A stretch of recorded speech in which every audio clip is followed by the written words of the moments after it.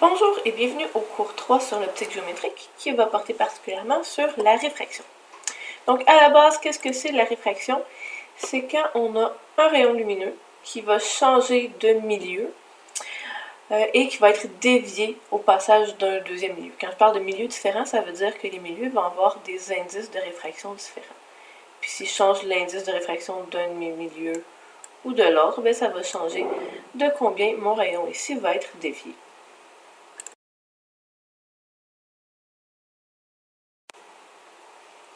Donc, quand je parle d'indice de réfraction, qu'est-ce que ça veut dire? L'indice de réfraction, sa définition est très mathématique, c'est le rapport entre C et V, C étant la vitesse de la lumière dans le vide.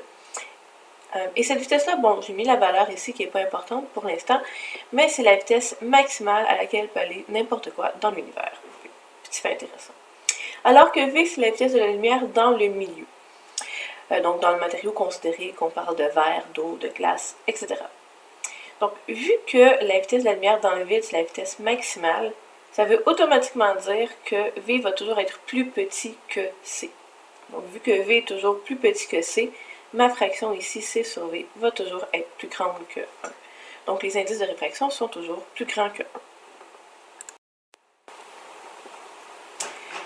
1. Ensuite,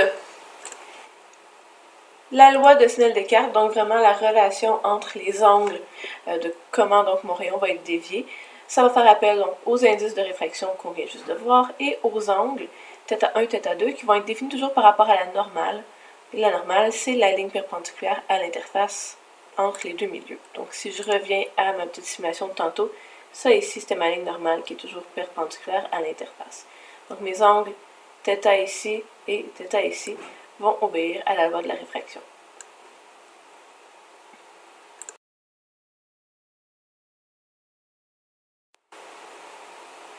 Même si la plupart du temps, on va pouvoir trouver juste mathématiquement c'est quoi notre angle, ça aide toujours d'être capable de bien partir nos schémas.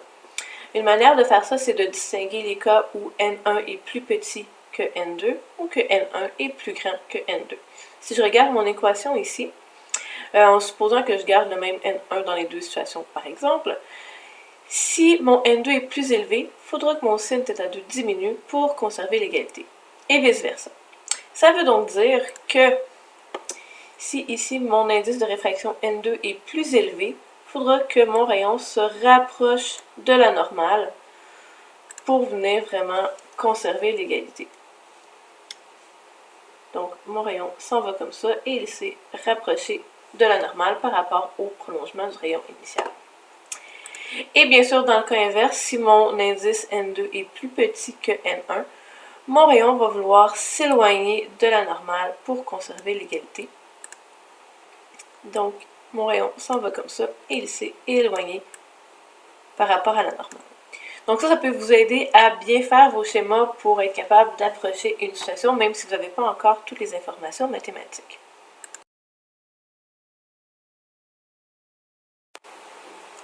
Pour ça, il faut quand même avoir une certaine idée des grandeurs des indices de réfraction. Parfois, ça va arriver qu'on ne vous les donnera pas. Donc, je vous mets une petite liste juste pour vous donner une idée. Je commence par le vide, qui est de 1 par définition. Et ensuite, ça augmente avec différents matériaux. Donc, vous pouvez voir que l'eau douce, qui va venir souvent dans nos numéros, c'est 1,33. Du verre, dépendant du type de verre, verre Crown ou verre Flint, autour de 1,5, 1,66. L'huile va aussi être dans ces régions-là et on finit avec le diamant qui est la matière naturelle sur Terre avec l'indice de réfraction le plus élevé. En tout cas, dans la lumière visible. Une des choses que vous pouvez remarquer ici qui pourra vous aider à faire vos schémas qualitatifs, c'est que les indices de réfraction ont pas mal l'air d'augmenter avec la densité des objets. Donc ici, du vide ou gazeux, c'est très petit, très proche de 1 comme indice de réfraction. De l'eau, donc un peu plus dans le liquide, puis après ça, le solide qui est de plus en plus, avec des indices de réfraction de plus en plus élevés. Fait que ça peut vous donner une idée générale quand on ne vous donne pas de numéro précis. Il y a quand même des exceptions, donc c'est pas vraiment une relation exacte ou une proportion exacte avec la densité. On peut remarquer par exemple que l'huile, même s'il y a différents types d'huile avec différents indices de réfraction, l'huile a généralement un indice de réfraction plus élevé que l'eau, alors que l'huile est plus légère que l'eau. Donc, c'est pas une relation exacte, mais si vous comparez un liquide avec un solide, un liquide avec un gaz, vous avez une bonne idée de quel indice de réfraction devrait être plus grand ou plus petit.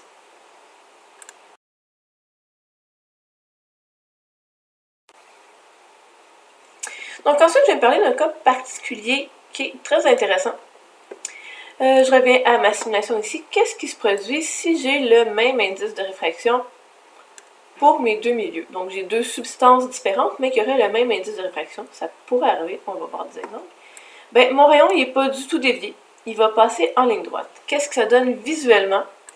Ça va donner quelque chose comme ça. Donc si j'ai une tige en plastique ou en verre, je ne sais pas exactement, et on a ajouté un mélange de différentes huiles qu'on a bien choisi pour avoir presque exactement le même indice de réfraction. Et ce qui se passe, c'est qu'on ne voit plus la tige dans l'huile.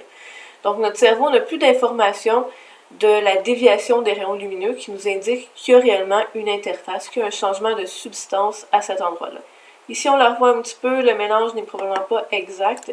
J'ai un autre exemple ici qui est très convaincant, surtout parce qu'on voit un petit peu ce qui se passe en arrière. Donc, je peux vraiment voir qu'ici, ce qui me permet d'identifier qu'il y a une tige, c'est la réfraction de l'image qu'il y a en arrière, c'est peut-être la réflexion d'une lumière qu'il y a sur le côté. Puis, une fois que la tige est plongée dans l'huile, j'ai plus cette information-là. Par contre, j'ai d'autres réfractions de d'autres choses qui viennent en arrière, j'ai de la réflexion de lumière sur les côtés. Donc, ce qui nous permet de voir des objets transparents, de voir les limites et la forme des objets transparents, c'est la déviation des rayons lumineux, soit dû à la réfraction, mais aussi à la réflexion. Dès qu'il y a de la réfraction, il y a quand même le phénomène de réflexion à l'interface. Et ça, on peut le voir plus spécifiquement dans ce cas-ci. Donc, j'ai un rayon laser qui est envoyé ici. Il y a une bonne partie qui est réfractée, mais il y a quand même une petite partie qui est réfléchie. Et ce rayon-là obéit à la loi de la réflexion, comme on l'a vu au dernier cours.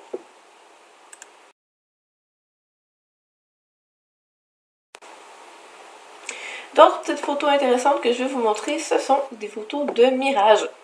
C'est un phénomène qu'on ne va pas étudier vraiment en détail quantitativement, mais qui est dû à la réfraction, donc je vais vous en parler. Donc ce qui se produit dans un mirage, c'est qu'on a un changement d'indice de réfraction graduel au fur et à mesure qu'on se rapproche de la surface de l'objet.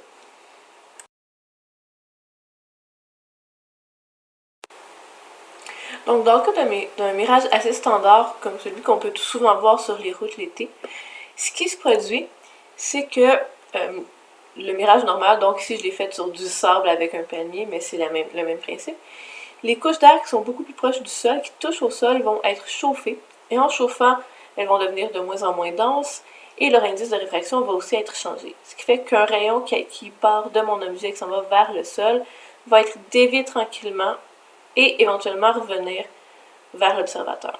L'observateur, en voyant un rayon qui provient du sol, mais qui représente clairement un objet qui était en haut, va plutôt interpréter ça comme étant une réflexion qui aurait eu lieu ici. Et la réflexion, laquelle on connaît le plus sur le sol, c'est dû à de l'eau. Donc notre cerveau va interpréter notre mirage ici comme étant de l'eau, alors que c'est simplement dû à une réfraction graduelle assez pour ramener le rayon vers le haut. Le cas plus étrange, qui est celui ici, porte le nom historiquement de Fata Morgana, qui est une affaire de mythologie. Et c'est quand des conditions météorologiques font que le gradient de densité, donc d'indice de réfraction, est inversé. Et à ce moment-là, un rayon qui s'en va par en haut va finir par redescendre vers un observateur, donnant l'impression qu'il y a quelque chose qui flotte dans les airs. Ici, j'ai mis ça pour une ville, parce qu'il y a quelques années, c'est arrivé sur un des grands lacs, je crois que c'était le lac Erie, et on peut voir Chicago de l'autre côté du lac qui avait l'air de flotter dans les airs. Normalement, Chicago n'est même pas visible à cause de la courbure de la Terre, mais là, avec les conditions météorologiques, le mirage était suffisamment élevé, si on veut, pour que Chicago ait l'air de flotter. Historiquement, ça a dû se produire avec des bateaux, peut-être pas souvent, mais assez souvent pour probablement donner naissance aux différentes légendes qui existent de bateaux volant dans les airs, comme le Flying Dutchman qui a donné lieu à un des films de Pirates des Caraïbes, par exemple. Donc, même principe, j'ai le bateau ici qui est à l'endroit, puis j'ai son reflet qui est à l'envers. et ça peut se produire en d'autres étapes. Je pourrais avoir le bateau à l'endroit ici qui sera encore plus haut, qui aurait vraiment l'air de flotter dans les airs.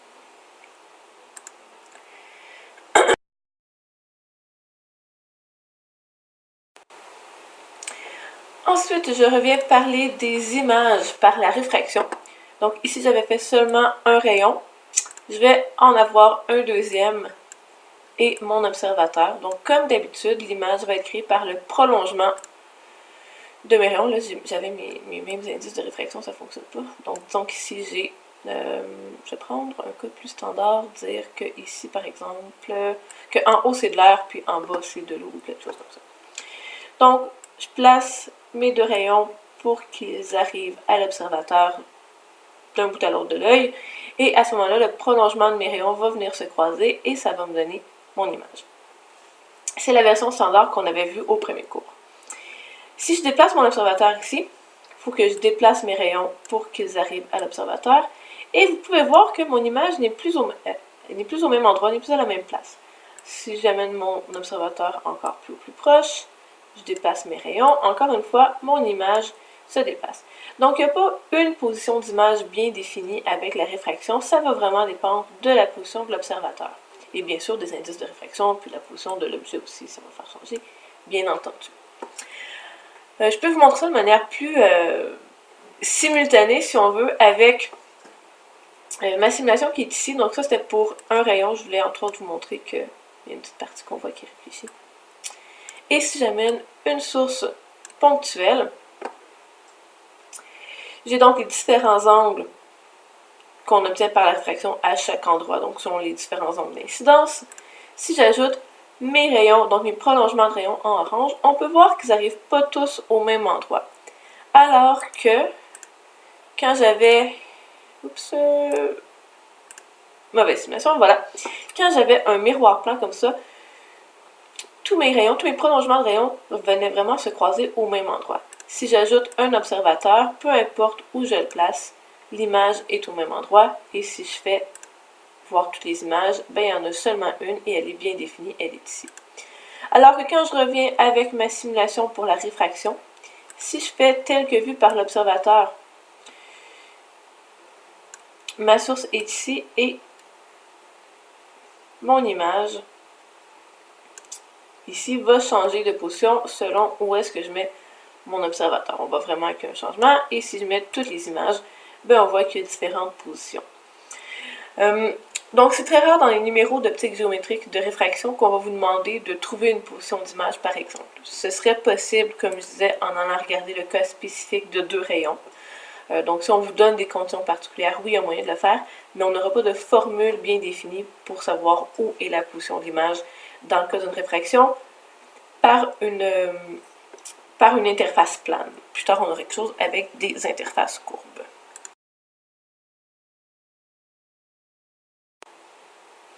On arrive donc aux exercices à faire. J'ai mis au début des exercices similaires à ceux du Benson pour que vous ayez un peu deux versions pour pouvoir vous pratiquer davantage. Et un indice